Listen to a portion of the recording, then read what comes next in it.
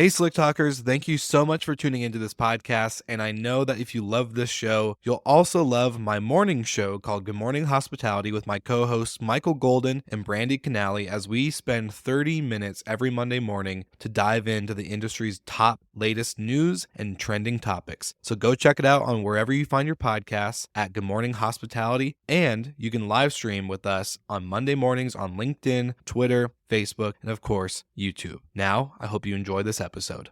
We're managing these very big programs for these very big enterprise clients. And so our scale is built around that. And that feature, that 360 prop tech tool, is something that was the big part of when RESIDE came to life in 2017. A big part of that was to take this concept of this prop tech that I had developed in other companies and accelerate it into this new world of alternative accommodations.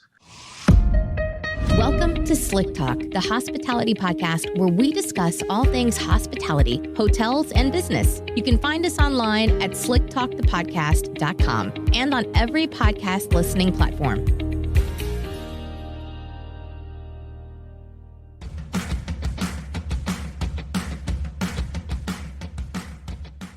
As I've been growing my business and finding new ways to add to my property portfolio, I have to think about how I can anticipate the homeowner's needs, just like I do for my guests. One of the things owners always ask is, how is my property going to be protected? What happens if something gets damaged or worse? These are valid questions and concerns, and I have an opportunity to address these concerns before they even get mentioned, all thanks to having Safely as part of my toolkit. I can ensure all stakeholders are covered during a guest stay and use this information as a way to grow my business by ensuring my property owners know they can trust that I have them covered. If you're a professional property manager, then you need to get Safely in your tool belt so you can focus on operating and growing your business. Thanks for listening to Slick Talk, the hospitality podcast. Now, back to an episode.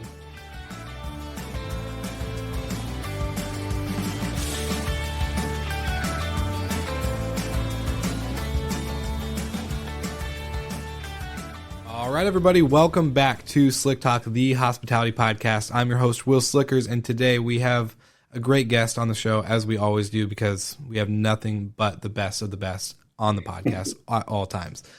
So, Lee, I'm so excited to welcome you to Slick Talk. How are you doing today, and where are you coming from? I am doing great. I'm sitting here in beautiful, sunny Woodinville, Washington, outside of Seattle, and excited to be on the show.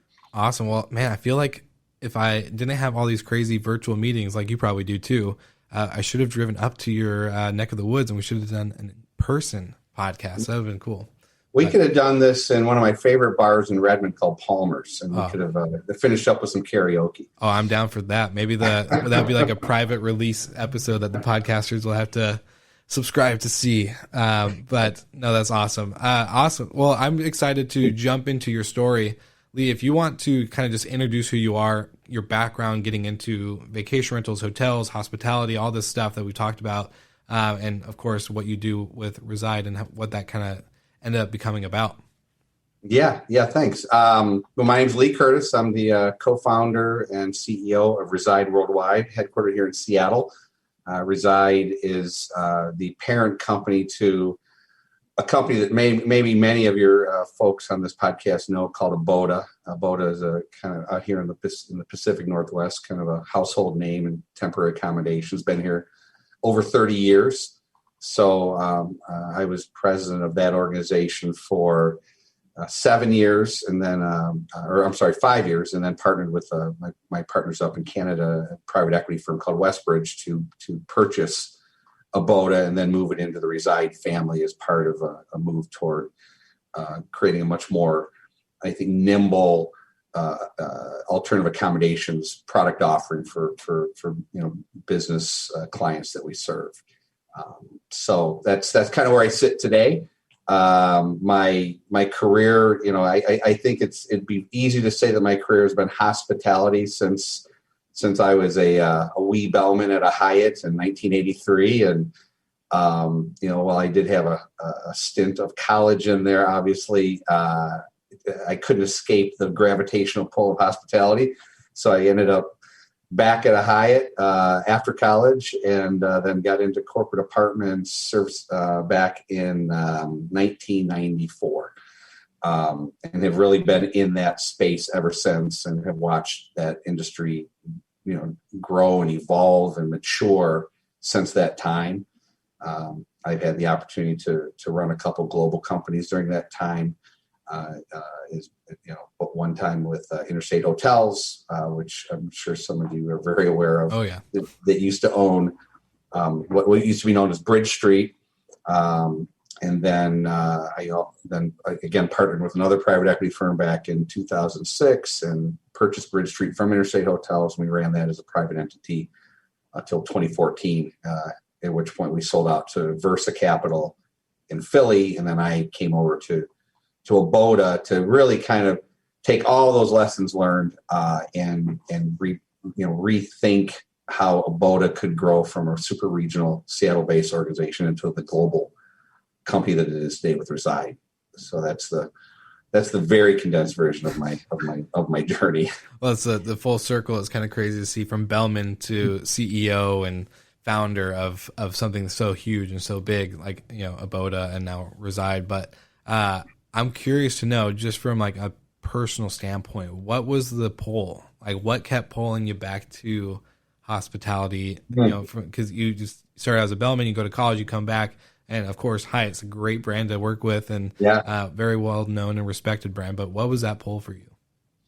And it's probably a couple of things. I'd say one of the things that was just a fluke was that I ended up at a Hyatt to start with, and you're doing enough of these podcasts, and if you're depending on who you're interviewing, Hyatt's got its own way of operating, very different than Marriott, right? Very different than a lot of the brands. And I loved Hyatt in those days because it was really a kind of a sink or swim sort of position that was growing fast. They had just moved into the early, so we're going back to 1983, so we could do it. So well before you were born. But they had just moved into those atrium hotels from the original Hyatt house in LA. They were just growing so fast, and they gave you such opportunity at such a young age to do more. I was a bellman at 18, but I was a bell captain 18 months later, which is unheard of. That wouldn't happen today. And I just loved that they gave you objectives in terms of how things should run, and then gave you really no instruction to get there. And it appealed to me. It appealed to my sense of, I think, logic and how things should work. And, so I can't say, I was drawn to it initially because I just loved to serve. But, as I went through college and I was in the military for a while, went through ROTC while I was in college, and then, came back into the Hyatt world, it still was like that. But I really started to, I think, hone in on that. I had, a unique perspective towards service. I found problem solving just to be exhilarating. And, to me, service and problem solving kind of go hand in hand, especially, the first hotel was a 373 room, convention hotel in Flint, Michigan. The second one was a 771 room hotel in Dearborn, Michigan. That was a pure turn and burn convention hotel. And I was everything from the front office manager in that monster to the executive director of housekeeping on the other end. So I got to, I was a rooms guy both times. And nothing but just an onslaught of problems, right, that come in the face of convention hotels. And I just loved it. It was, I guess you could say there's an adrenaline rush to running something of that size and having so many things you influence, and, you're not just presenting a product, you're managing different types of people, and you're motivating different types of people and training. And I was younger then, obviously, and I still had all this Army experience wrapped in it. Like, they kind of lived together, frankly. So I just love the excitement of it, and I love the idea that you could point to a job well done. And have you worked a front desk before? Have you ever been in that side of the business? I started out as a front desk agent for a 716 room convention hotel. Okay. 2 restaurants, 60,000 square foot of event space, valet, you name it. So yeah, isn't it funny? We always know exactly the number of rooms when we work at a hotel. Yeah, like 771 is seared into my brain. Yeah, it's a curse. Like it's in a good way. It's like a cool curse. And I have military army experience as well. So like hearing your story, I'm like, damn, like that's 100% what I was going through at the same time. Because I don't consider my military style, very different from my management style. I was never it was probably the time that I was in the military. I got commissioned in 90. I was in the infantry, which you'd think has got a really hardcore edge to it. Yeah. But you were still dealing with the volunteer army, so you can't be that mean because people can quit, right? They don't have to be there. So, you wanted to get people to follow you because they wanted to follow you, right? Not because they had to follow you. And I think that was always how I approached things in the military. And then, when I was in my hotel career, it was very, like I said, not very different, but there was certainly something to be said, certainly from the front desk side, right? 770 room hotel that was regularly sold out. When you've done a good job when you've walked, a gold passport guy at midnight to another hotel, right? And he's not trying to kill you. Yeah. Right. So and there's something satisfying about that. There's satisfying something about a perfect sellout, which, again, there's only a handful of people on this podcast that understand how hard it is to create the perfect sellout. Mm-hmm. And it's a game, right? So the amount of Tetris you're playing on the back end is insane. All Tetris, right? And we had big citywides, right, where you'd be overbooked on day of by 100 rooms, waiting for 6 p.m. to hit that cancellation button and get it down to 20. Mm-hmm. I mean, I could go on forever, but I loved it. So it was cool, and it was cool, motivating, especially in the front desk side. Mm-hmm. You got the young. They're all the front agents are usually pretty young, right? So so you got to convince them that this is a good day for you too, if you got 1,000 people in line waiting to check in for like a DECA conference or something. So, but yeah, it was, so that was, the hotel stuff, that was my two major hotels.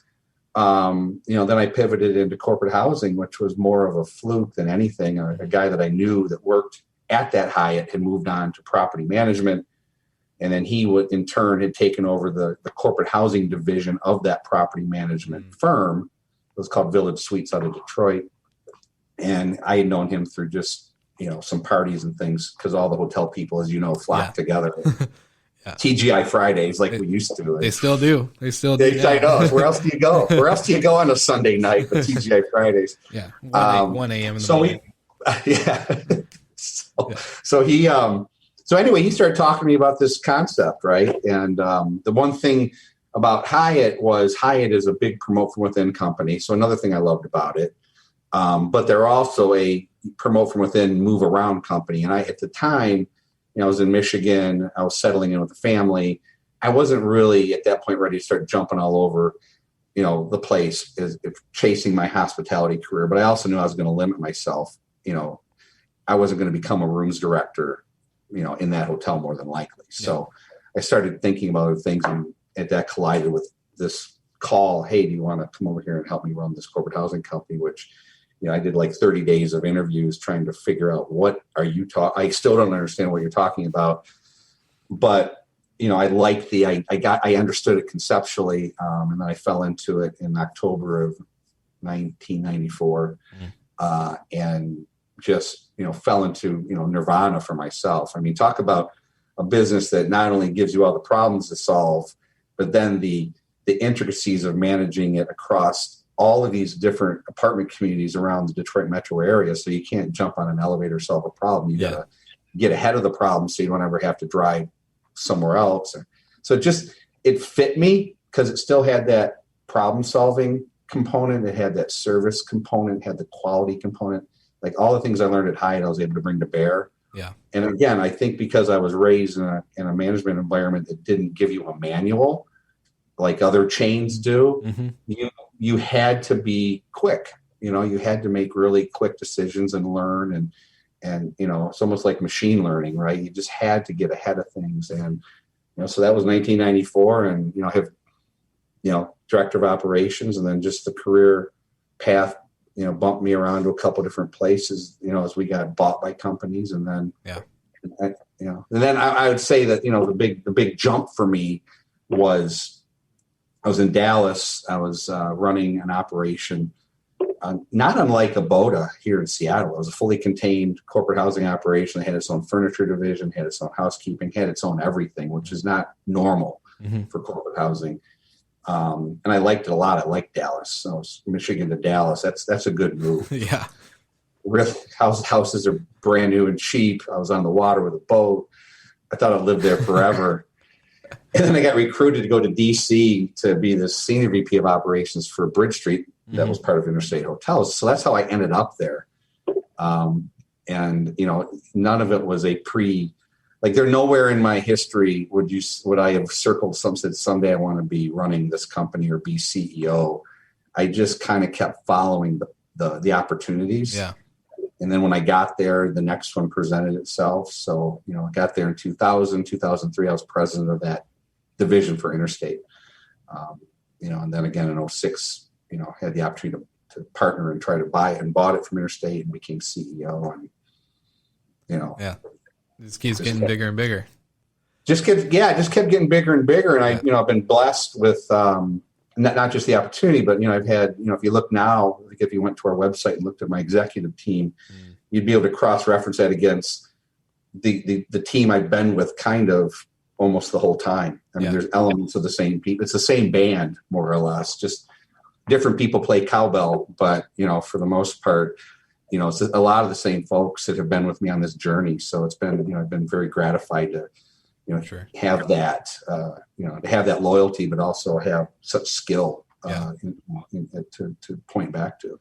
I love that. And I wanted to ask you a little bit earlier was, it's kind of going back to the beginning, the bellman phase, right? So your first time bellman, then going into ROTC and the military, what did you see the massive difference, like when you got home and like when you went back to be that bellman again? Did you see that massive difference, like with the attention to detail and the overall like discipline you had in your job? Or do you think that was like a big impact on how that kind of got you to where you are? Or was that really was that really no difference for you? Because for me, like before the military and after like basic training and coming home and like actually being like, oh, I'm back and instilled into normal life again, that I saw a huge difference. It was like, I don't operate the way I used to, right? Like, I take more pride, and there's a different kind of confidence that kind of comes with it. But I'm just kind of curious if that was the same thing for you. Yeah. Well, first of all, what branch were you? What was your MOS? Army, 88 Mike. So I was a truck driver. Yeah, 88 Mike. I love those guys. Yeah. No, I was light infantry, so I needed to hitch a ride with you guys because if not, they made me walk everywhere. Yeah, I was gonna say there's usually infantry and 88 Mike right next to them. Like you have an infantryman, you have a truck driver with them. Yeah. Well, the other saying we said, there's nothing light about light infantry. So, which is why we need some trucks to move our rucks around. So we don't really want to carry them. Yeah. That's no one's ever asked me that question, chicken or egg. So obviously as a bellman, I had an affinity for uniforms. Mm-hmm. So, that was probably there first. I would say, I had some natural leadership instincts. But the military poise and presence that I gained from my time, and I went through two different things. So I did it a little bit different. I started straight up 11 Bravo OSET at Benning, 16 weeks. Yep. In between my sophomore and junior years in college with no idea that I was going to go to ROTC. Yeah. I did it because I did it very selfishly. Needed the GI Bill. Yep. To help me pay for college. And I had buddies that were already in an 11 Bravo unit in Flint, Michigan, that I was like, hey, this will be cool 1 weekend a month, 2 weeks a year, right? Some money. I mean, I wasn't, I'd love to say it was as patriotic as it sounds, but it was a little bit more initially oriented toward, just it was a smart way to deal with some economic problems, right? 100%. It was a means to an end, right? It wasn't like... Yeah, it was a means to an end. But little did I know when I got there, I would take to it like I did. And it really surprised me because, yes, my dad was in the military and he was in the Air Force and I had family members that were in it. And then my brother and I incidentally left the MEP station in Detroit at the same exact day. He went to artillery. I went to 11 Bravo. Oh, wow. So we both got into it, I think, for the similar reasons, again, to help defray expenses that my parents were covering for college. But once I got there, and once I got over the initial shock and awe, and I think only of those of us that have been to basic training can talk about it, but that first 2 weeks is a blur. It sucks. I just found that I had this uncanny ability to listen and do what I was told, which is half the battle at basic training. 100%. And then after that, I just, I found myself suddenly in like inadvertently getting into positions of leadership within basic training. And because it was a 16-week course, I had the opportunity then to become the platoon guide. Mm-hmm. And I was kind of running things for the drill sergeants the last probably 6 weeks, and they didn't replace me. They usually tore through platoon guides all the time, but I just happened to do a good job at it. And somewhere in there, it just all clicked. And then they pulled me aside because they didn't really know my deal. My deal was, hey, I need to get out of here by this date because I got to get back to college. Yeah. Right. I don't have time to be recycled or anything. Like I have to get out of here. Yeah. And so I did everything in my power to stay healthy and get through. But they're like, "Hey, we'd like we would like you to be considered becoming an officer. You could go to OCS, right?" And I'm like, and I'm going back to college, yeah, right? Like, I got my own idea. Yeah, thank you very much. But in that leaving, and then in the 2 weeks before college started, something I was like, I should take a look at ROTC. I get to jump right into the 3 slot in ROTC because I did a full basic training. So I'm considered, I have that experience now. And I took it in. They accepted me. I did the tests I had to do. And next thing you know, I was accepted into the ROTC program at Central Michigan. And I had a wonderful 2 years there, becoming an officer. But I think all of it, to your question, I kept refining. My style started to tighten up. Mm-hmm. Because I think I might have had some natural tendencies and abilities around leadership and some natural ideas about being a good, a servant leader, like I'd like to think of myself as.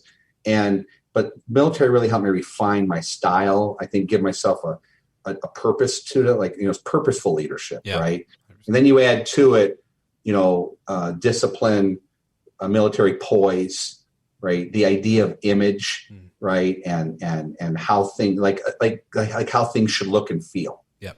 Right. 100%. So and it's guided me really. You take that ROTC experience and you blend it with my last 2 years of college, which are all the upper courses.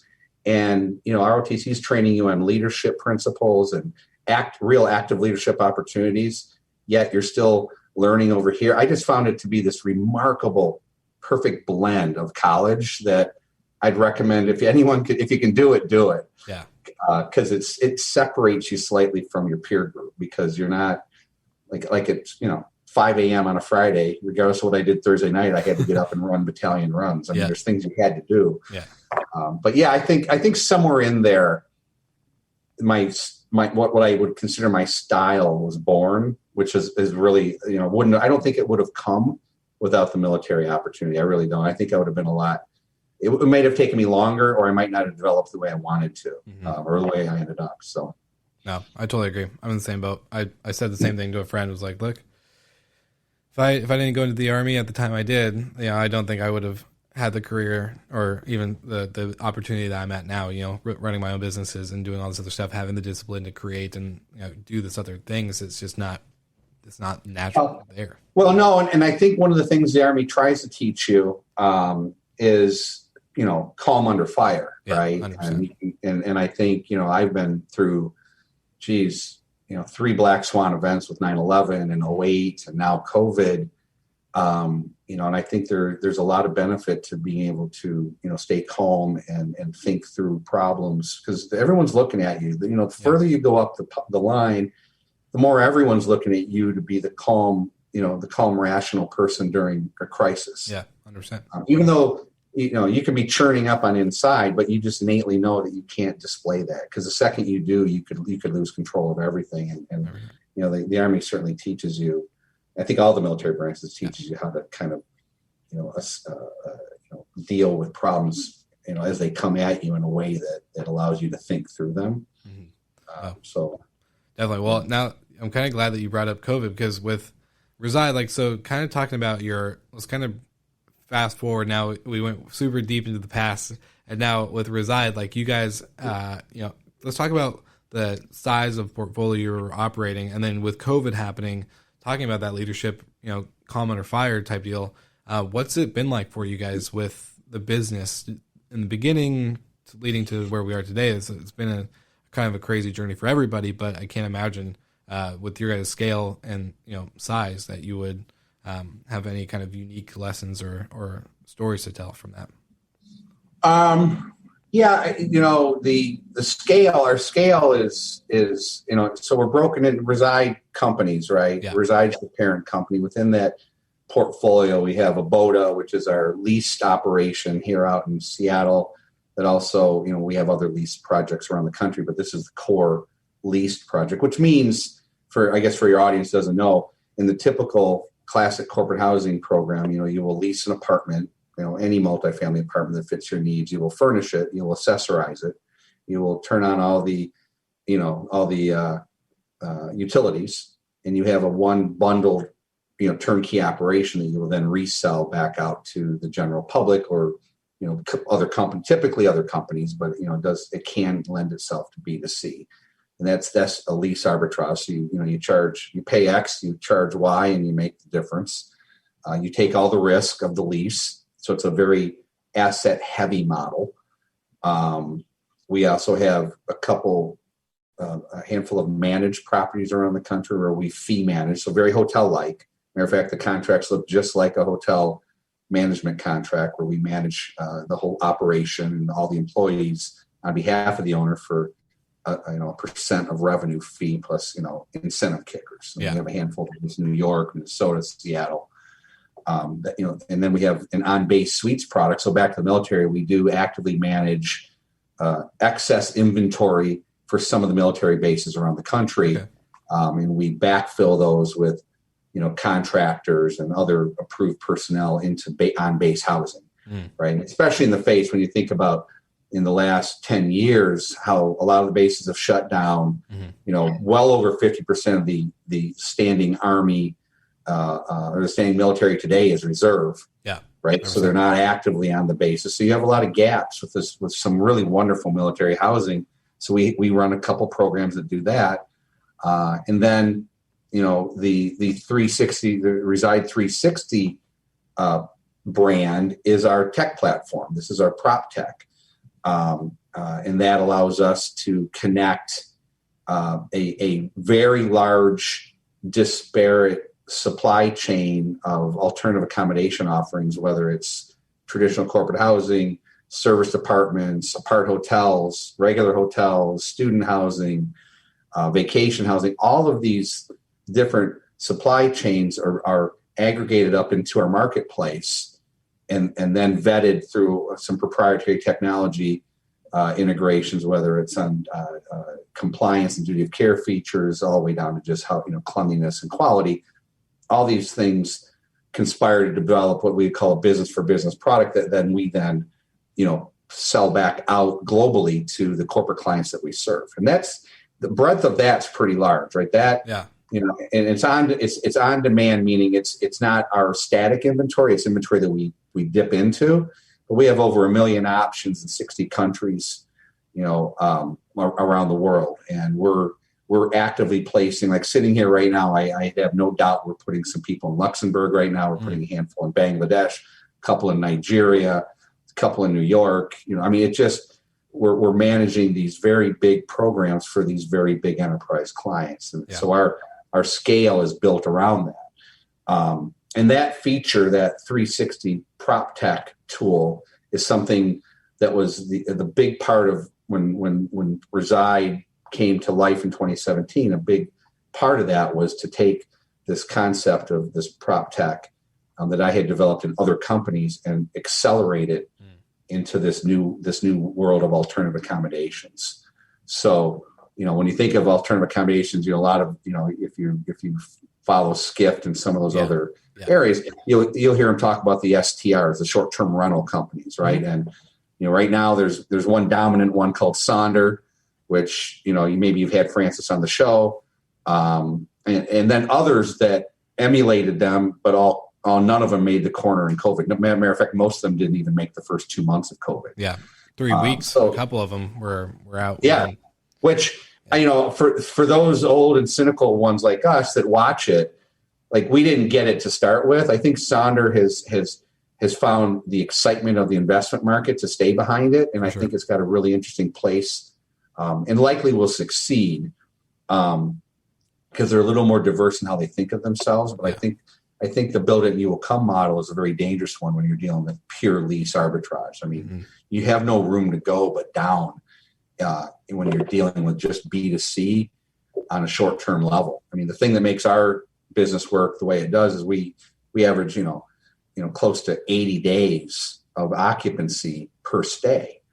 So that gives you a lot of room to deal with occupancy. Yeah. If you're turning and burning every 3 days in the same product, it doesn't really lend itself to working. You got to have a nice blend of all those business lines. So that's kind of the offering of Reside. We have a couple hundred employees worldwide. We have offices in Singapore, in the UK. We have our core office here, and a pretty active remote group around the world that works for us. Hey, I hope you guys are enjoying this episode, and I wanted to drop in quickly to let you know that our partners at Jetstream have some of the best-in-class technology that sits at the heart of the guest experience with a focus on generating revenue for your property assets.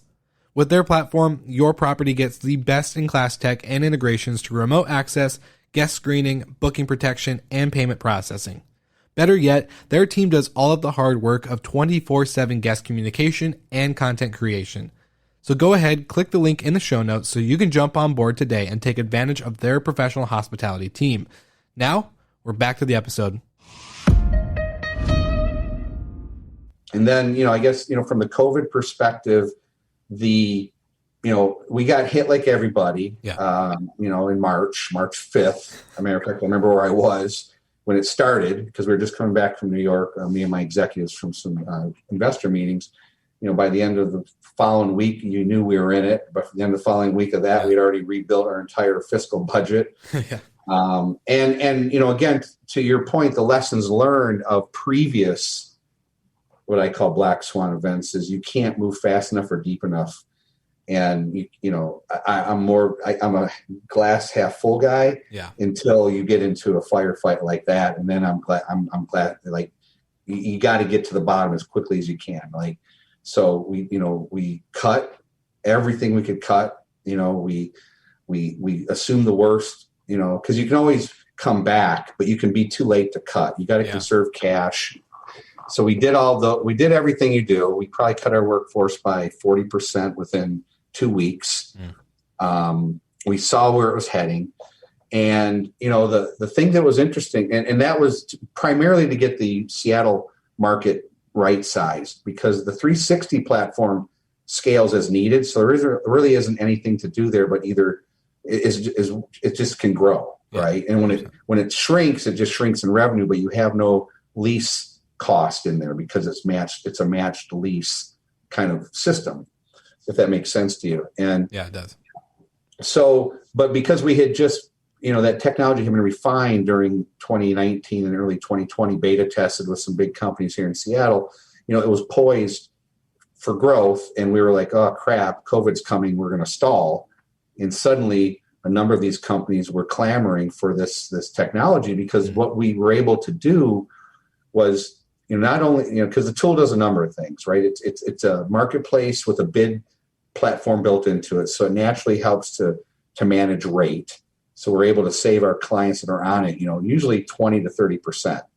And then we're also able to layer a workflow process across the globe through this tool, give them line of sight into all of the activities of their employees, which was important during COVID, right? And also give them some assurances around, safety and compliance and duty of care, things that are very important to corporate buyers. And so suddenly they were a lot more interested in that kind of offering versus just a standard marketplace where they could just buy and, let people sort it out on themselves. So suddenly we were getting a lot of interest, and we were able to turn on a few big companies all like within April and May.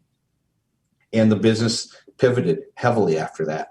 So, where 2 years ago, I would have said that the Seattle-based business was 70, 80% of the business. Yeah. I would say now that it's the other way around. 360 is now the dominant the dominant offering of Reside, and the one that we continue to see tremendous growth in, especially because there's so much interest, driven by Airbnb and some of the others around the idea of, experiential living and alternative accommodations. So things that aren't hotels are sort of suddenly more in vogue with the corporate traveler than they've ever been. And that's been, that interest has been great for us because it allows us to cross the barriers of concerns over that style of housing because they're more universally accepted than they used to be. Yeah. And was the 360 to be the 70% versus your Seattle-based business 30%? Was that intentionally a plan, whether COVID happened or not? Like, was that kind of the goal you were going to be pushing for with Reside and the 360 platform, or were you guys always kind of expecting that the Seattle base would be kind of that bread and butter for Reside? We always knew that the tech would eclipse the OpCo at some point. How far it would go, we've had 5-year plans that, saw exceptional growth out of it. I didn't expect Seattle to drop, right? Yeah. So that was the thing that COVID, just hit everybody the same. So we had this big drop. Then, and again, it stabilized. So that was the other thing I'll talk about. But it dropped, and then 360 took off. What I expected to happen was, Puget Sound's pretty consistent, and it has been for many years. 360 would just eventually have grown past it. So we had two things happen. Yeah. But I never pegged it to a number. I think the longer we've been doing it, and the more understood the product is, the more understood the sector is, the bigger the TAM has gotten. To the extent that, my belief is that, every major Fortune 500 company out there has a significant amount of this extended travel embedded in it. Yeah. That they're using many different ways to get there. I mean, we stumble into it all the time, where people have built their own kind of ad hoc supply chain systems, whether it's using Excel or some other tool, and they're trying to manage disparate companies around the globe. And all it's done is gotten harder and harder. Yeah. And then they didn't know there's a tool, right? And so we get this really unique opportunity of being able to come through the door with an answer to a problem they already have, where they didn't even know that there was maybe an aggregation opportunity, or B, even how wide or deep the industry is. So, we see it as tremendous. I mean, it's, Seattle will always be our crown jewel. Yeah. But the crown jewel sits inside of a crown, right? we think 360 will continue because there's no limit to how far we can go with 360 with that much inventory and that many opportunities to do what we do. Seattle's kind of, the limit will be based upon how much opportunity there is here to, secure inventory, which has gotten harder. I was going to say Seattle it's a different market. I don't think a lot of people understand that when you tell them, like, I'm not from Seattle because I'm a little bit north, but I say I'm from Seattle because nobody knows where, Camano Island is or whatever, unless they're from here.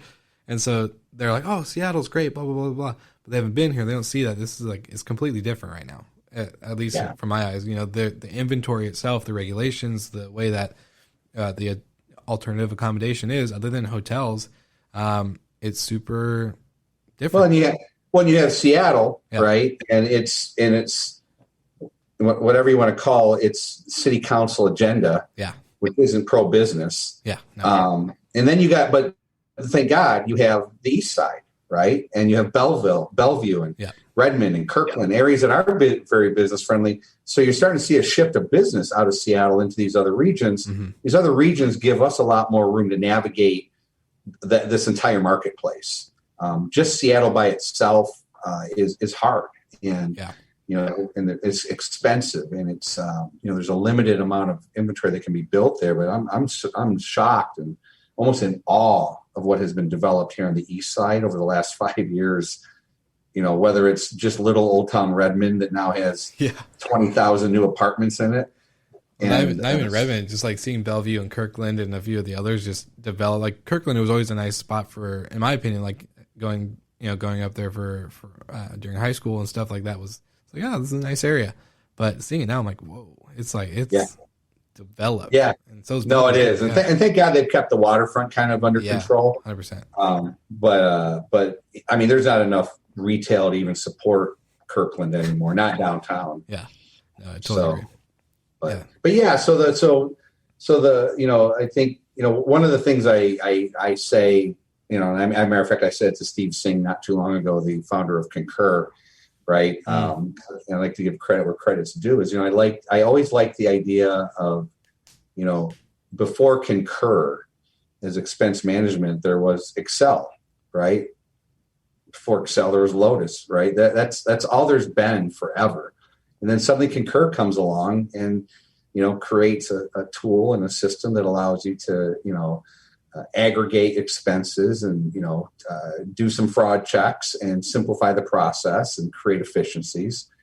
You know, to some extent, I think of 360 in the same vein, because before 360, there's spreadsheets. You know, we're taking a different tack to it, but still the same kind of goals are in place. The same sort of companies are still the targets. You could almost look at a Concur's client list and go, yeah, that's the same companies we're talking to, because they, you know, if they're big enough to have expense management systems, they're probably, you know, they probably likely have, you know, extended stay travel and other types of travel that need to be managed. Like Deloitte. So, yeah, exactly. Being a big one with them. Yeah. That would, yeah. Accenture. And, you know, I mean, I like, you know, one of the, I was on some other interview or podcast, and the person was interested to understand that there's an entire, you know, subset of travel that revolves around, you know, creating content, streaming services, and you know, in particular, all the shows that we watched during COVID, right, on Netflix and Paramount and all those, right? I mean, every one of those shows, you know, has a cast and crew that stays somewhere for extended periods of time. Every one of them, right? And I think Netflix at any time has 150 shows under production. So all those people have to stay somewhere in an extended period of time. We luckily have inroads with companies like that, and have the skill set to deliver, you know, those different styles of products. If you think about, I mean, it's probably a great example of, if you think about what our offering is, right? So deep and wide. So deep meaning the A-list actor gets their super cool pad, and it's super cool and very expensive, and all the way down to, I guess, the grip who doesn't, right? And we can, and everything in between, the director, right? Executive producers. So we can manage that entire ecosystem of stays in a price point, quality point in multiple locations around the globe simultaneously. That, you know, and that's just one vertical, right? Yeah. But I think it's a vertical that's very near and dear to all of us, because we've all spent the last year sucking up all the content we could, right? And now they have a gap. They're content starved. They have to get back and start creating more content. I know the struggle. Yeah. Oh, that's awesome. That's why you're stuck. That's why you're stuck talking to me. You're like, oh crap, I got to find someone else. Oh no, not at all. Not at all. It's just kind of crazy to see the no pun intended, the 360, you know, full circle. I want one of those, by the way. Do I get one of those as a parting gift? One of those cool mixing boards? Yeah, all the podcast guests get a soundboard with pre-programmed buttons. Awesome. But like, it's crazy to see like the full 360 that this industry has. Like with, you know, we got connected through Abode PR, and then you know, just the inner workings of, like, even before we hit record, you know, Christian Lupinski with I Meet Hotel, a podcast. I told him, you know, all these things. It's kind of crazy to see how it comes together, and how like with what you guys are doing with the 360 product, and overall the inventory and the type of, like, and I love that you said experiential hospitality or experiential stays, is that this is something that, in my opinion, and I want to, like, I guess I get this out with you as well, but this type of stay is not going to leave. This isn't like a short-term trend. I think a lot of people are like, oh, COVID, we were trapped inside consuming so much content for the last year and a half. Now we're starved for experiences. Yeah, that's true. There's a lot of truth behind that statement, but I think it's going to continue to say that the more operators, and I'm pretty sure a lot of people that you work with, along, you know, all this inventory across the world, is that this is what we do professionally for a living. Like this is this isn't like, oh yeah, like it's whatever. You go ahead. It's people's lives that put their every heart, second, blood, sweat, and tears into, and it's not going to go away. Like this is something that I think that finally everyone's been kind of, not everyone, but like a lot of people that have been traveling, haven't been traveling, whatever, are realizing this is something that they crave more than, like, we're no longer accepting that previous standard of just being a check-in or a check-out where you get your room key, you go, and you're done. Like that's it. So it's kind of cool to hear you talk about that, and especially. Well, and I do, to that point, I do. My roots are the corporate housing industry. That is the root of what I've grown up doing, and my evolution in with Reside is certainly a reflection of all the things that are good about corporate housing. Definitely, there's hundreds of corporate housing providers just in the U.S. alone that share the same passion and energy I do toward delivering this product. I've added a layer to it that allows me to connect it and other styles of it around the world. But there's a professional group around this that separate themselves. Like if you look at Airbnb, right? And again, Airbnb to me has been nothing but a godsend in terms of how it has magnified the idea of furnished living, in a way that creates the word experience, right? Experiential. I can only say that 3 times before I say it wrong, so I can't say it again. But they're the ones that kind of coined it, and but within that Airbnb stack, only like 20% of those millions of options they have fall into this professionally managed category. Definitely, right? And that's what gives room for Reside to operate. Is we're able to pull out of that pile those that are professionally managed and others that aren't even in that platform, and then rebundle them so that the executives and the managers and the employees of these Fortune 500 companies are getting they're getting the quality and the standards, but they're also getting the opportunity to have the experience. Definitely. And I do find it interesting, right? There's 2 things about COVID that I found kind of interesting. One was, I didn't have to make a big pivot with my company and leadership to operate during COVID, because we've always operated on the move. Which is like remote, only harder, right? Remote is you're at your house and you got your T1 pumping in and you're good to go. But on the move is you're still working remotely, but you're at the airport with your headphones in, trying to exactly. Right. And I've always operated that way. So it wasn't really hard for me or my team to be ready for that. We did have to kind of get our, I think we bought about, between March 7th and 11th, we bought about 40 laptops for the call center, because we were set up with dual monitors and just regular PCs. So it needed to happen. So it did. So we were quickly in that mode and used Teams versus Zoom to do our work. And the other thing was, and this isn't COVID related so much as it's just a reflection of, this idea of biz leisure, right? So a little bit of what you're talking about, this idea that you can have an experience in work and play. There's a lot of, especially I'd say, it's funny, what's old is new again. So I'm the last year of a baby boomer, 64. Right. So I'm the debatable year, but I'm going to call myself a baby boomer. I've been kind of working and traveling and playing for 20 years, right? Because I don't take real vacations like I'm supposed to. So, hey, I got to go to Paris for work because I used to have an office there. Well, now it's going to be 3 more days tacked on. Right. Definitely. And that's how I've always operated. And now people are kind of coming to that, right? Like, hey, we could do that. We can go sit on a lake in North Carolina for 2 weeks and work and play, right? So I think you're right. I don't think they're like, what are you going back to? Right? What's the point? What are you going back to? You're going to go back to that sad little hotel room? And I don't want to offend the hoteliers, because I still stay in hotels, and for 2-3 days, rock on. And I love it. I love a good, omelet sent up to my room at 7 a.m. But it's not, you're not there for weeks. Right? I don't even think they would try to convince you that it's good for you to stay in that room for a couple of weeks. So, but I think now that people know you can do it, and that now you can do these things differently, and now your boss is willing to accept it. Mm-hmm. Like all these things conspire to the evolution of, I think, business travel, which means I actually think you're going to see more business travel in that style. I don't think it necessarily hurts. I think the thing that's most at risk in all this in recovery is the day trip. Yeah, the day trip, or in my opinion, like the conferences. Like the business travel will happen, but I feel like conferences will be a little bit different.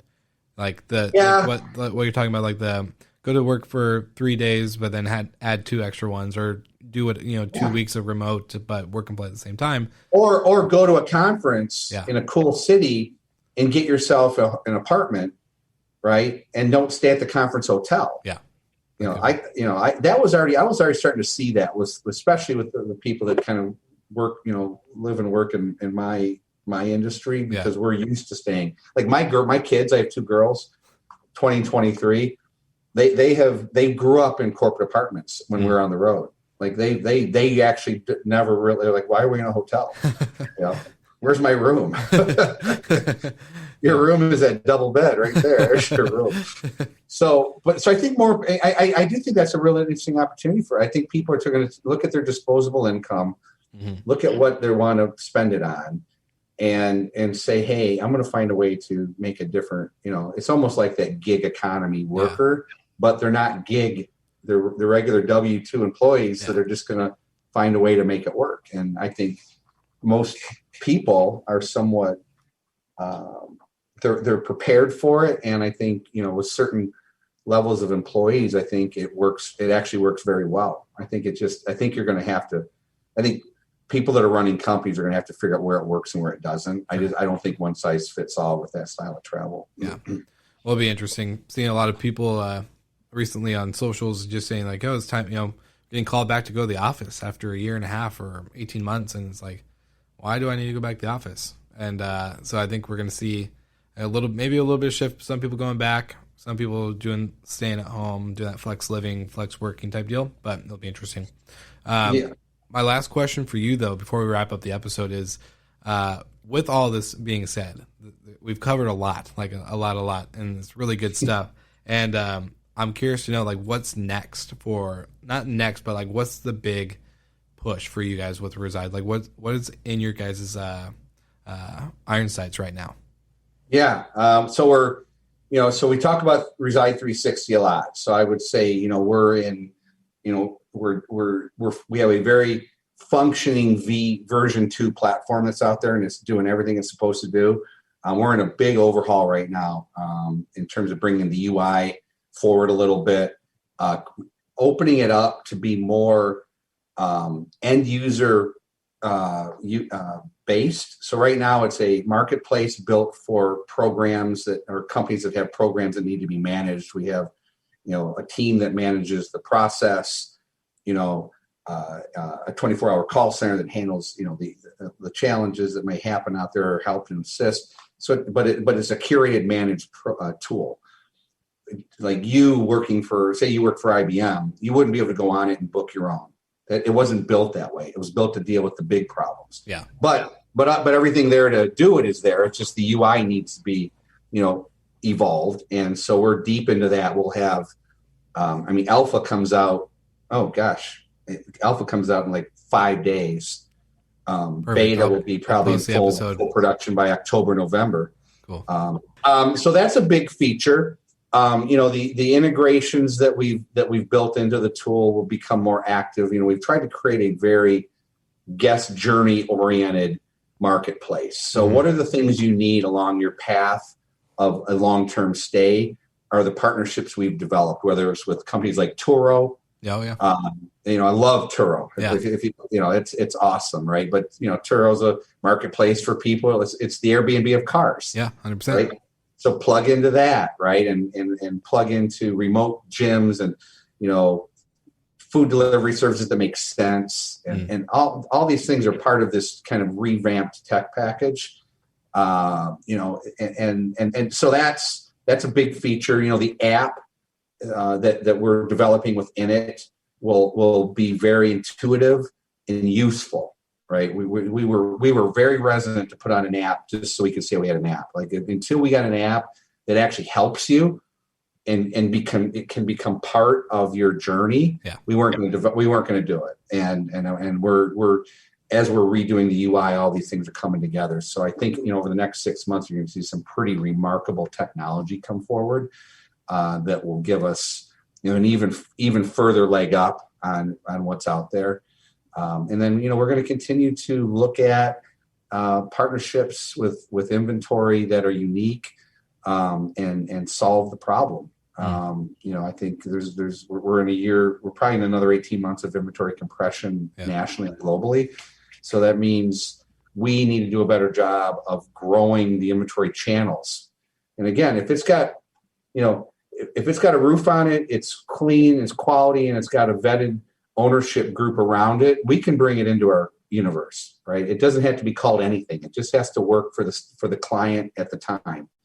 As long as 360 does what it's meant to do, you can have peace of mind that what we're bringing into the supply ecosystem is going to meet your needs. So those are the things we'll continue to focus on as we grow out the platform, and then just continue looking down the road. As a futurist that I know says often, it's not the thing, it's the thing after the thing. Oh yeah.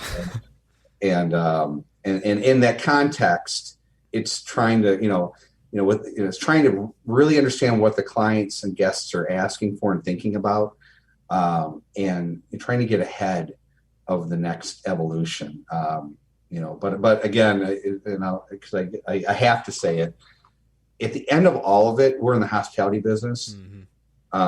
You got it's still a human business. Everything we do will still focus on presenting, a hospitality face to the guest and client. Our core culture here at Reside is kindness. We have one word, and it fits everything. So it's about, being hospitable and kind. And then, everyone deserves to be comfortable, even when they're not home, right?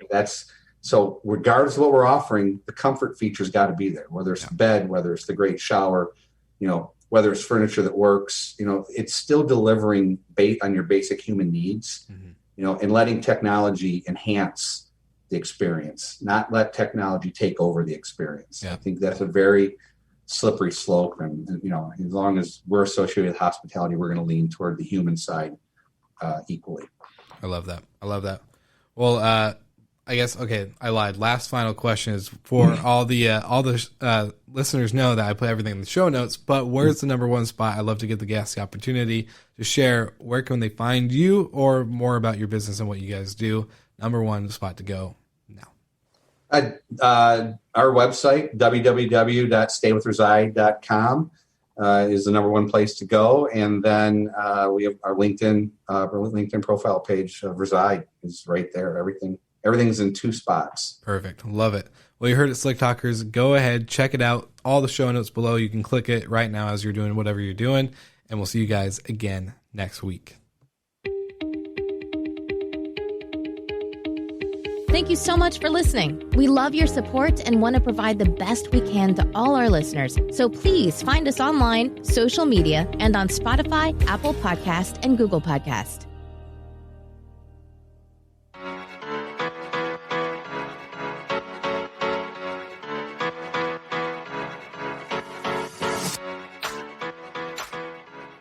Smart locks, smart thermostats, automation, and a solution for any hotel and vacation rental company.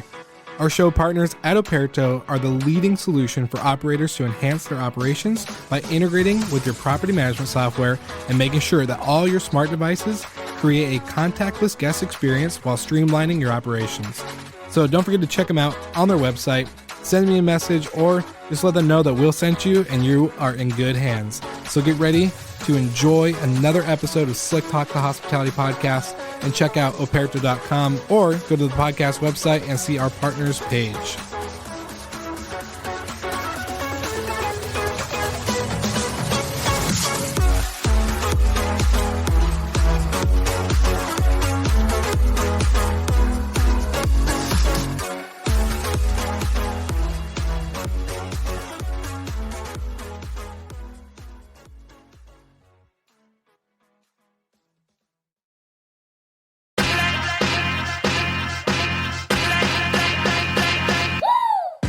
What's up, everybody? If you've gotten this far into the episode of Slick Talk, the Hospitality Podcast, then you are amazing, and thank you so much for tuning in. We want to send you two places really quickly. If you can, check out the show notes and click the hospitality.fm link. Check out all of our other shows on the podcast network. And don't forget, if you have someone that you want to hear on the podcast, then fill out the guest fill out form so that way we can get them on the show.